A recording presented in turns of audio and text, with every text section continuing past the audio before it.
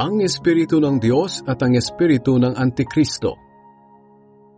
Mga minamahal, huwag kayong basta maniniwala sa mga taong nagsasabi na ang ipinangangaral nila'y mula sa banal na Espiritu. Sa halip, alamin muna ninyo kung nagmula nga sa Diyos ang itinuturo nila, sapagkat marami ng huwad at sinungaling na propetang nagkalat sa mundo. Sa ganitong paraan ninyo malalaman kung ang Espiritong sumasa kanila ay mula sa Diyos. Kung kinikilala nila na si Jesucristo'y naging tao, ang Diyos mismo ang nagsugo sa kanila.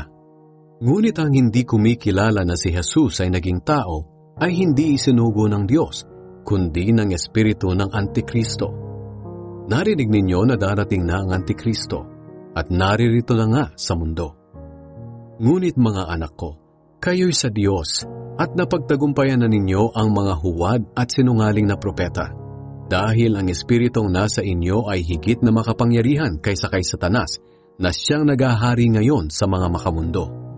Itong mga huwad at sinungaling na propeta ay makamundo, kaya ang mga bagay ng mundo ang kanilang itinuturo, at nakikinig sa kanila ang mga makamundo.